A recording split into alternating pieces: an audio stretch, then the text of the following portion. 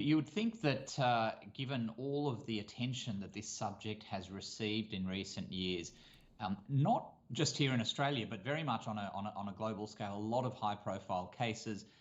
We're well aware of a number of prominent organisations in Australia that have had to deal with this matter to quite a considerable extent, more so than what they would have had in previous decades. You would have thought that with all of that, the statistics would tell us that the instances or incidents of sexual harassment in workplaces was reducing. But this particular survey, which only just come out from quite a reputable human resources publication out of the UK, has found that something like 65.8% of organisations surveyed have said that the instances of sexual harassment in their organisations has either increased or stayed the same as against previous years, which for everything that has happened is really quite extraordinary. And it tells us that there's probably one of a few things that are at play here. It could be that people are calling things out more than what previously might have been the case. And so even if you've got activity that would amount to sexual harassment being at the same levels, the increased reporting of it is giving it more visibility, which would make it seem like more of it is happening. Or it is possible that the actual incidence of it is in fact increasing, or certainly not decreasing. And whichever way you look at it, it's not great for organisations, and not great for culture. No, absolutely not. Well, Joydeep, if it is a case perhaps of reporting has increased of those cases, is there a grey area there? How do you actually define sexual harassment? It's really interesting. Doing a reasonable amount of education in this space, as I have done for my entire career, what I continue to find is that for most people, in their mind, their conceptualization of what sexual harassment is typically a situation where there is an abuse of power by one person towards another person. And the statistics tell us that the majority of claims and complaints are brought by females against males. Not exclusively so, but that's the lion's share when we look at the statistics. But people in their mind consider that it's sexual harassment when someone who has the power in a workplace context exercises that power, usually with some promise of benefit or threat of detriment, if you like, towards another more junior employee. What they don't appreciate is that while that is sexual harassment, depending on it, a couple of other elements of the definition being satisfied, that's only one type. And it's the second type of harassment which goes more towards workplace culture and how people might interact with each other, and indeed how certain behaviours in workplaces might be normalised, which is often referred to as hostile work environment harassment. That's usually the thing that takes people by surprise. And hostile work environment harassment's, in an Australian context, defined as where there's been unwelcome conduct that's of a sexual nature, and a reasonable person would look at the person who's complaining about it, or might be inclined to complain about it, and agree that they'd be intimidated or offended or humiliated by it. And that can be about the work environment, that can be about conversations, that can be about banter. It's not limited to conduct that just happens at a physical workplace. It can happen at not just Christmas parties and conferences, but even in private interactions between people. So the law is really complex, and the biggest watch out, I think, is that people still think that it's about that one-on-one situation and are oblivious to the fact that it's a lot broader than that.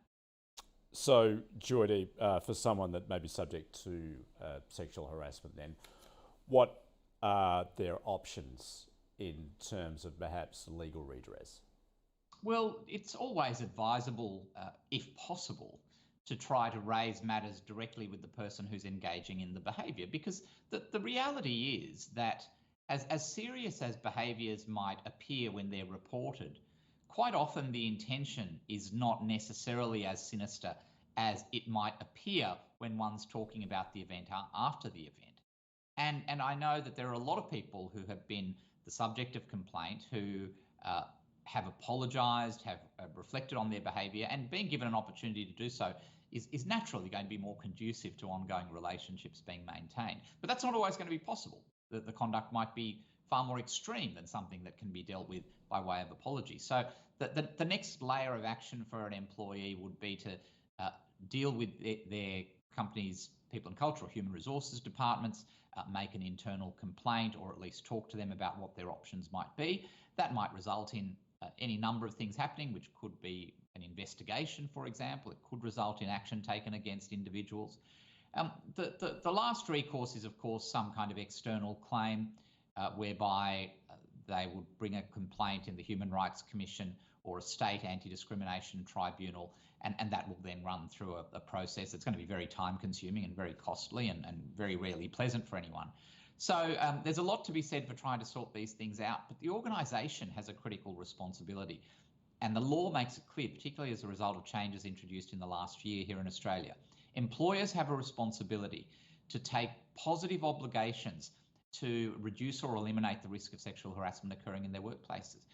Leaders in organisations can't turn a blind eye to behaviours that they think are just poor attempts at humour, or not going to cause offence to people because everyone gets on, or that's just part of how we have fun. These kinds of things are starting to unravel for a lot of employers at the moment. It may be the case too, perhaps the perpetrator is unaware they're engaging in sexual harassment. I guess it comes down to that definition. What's going on just in terms within organisations of education on that matter? Yes, so organisations have educated, and some have educated for many, many years, so the education piece is not new.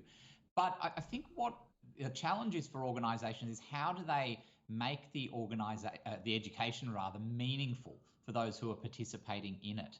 Because it's very easy for an audience in a workforce to see that this is just an employer ticking a box or dealing with a compliance issue. And all that does is that the employees will fall back to their very narrow conception of what sexual harassment is, and then move to the conclusion that it's not something that they're ever going to engage in because they're not a bad person and they're not evil and they're not sleazy or whatever it might be that people think. So if education is going to work, both in a legal and practical sense in an organisation, it has to be meaningful, it has to be relevant, it has to use real life examples, and it has to get people to think differently about the way that they might be thinking about this issue at the moment.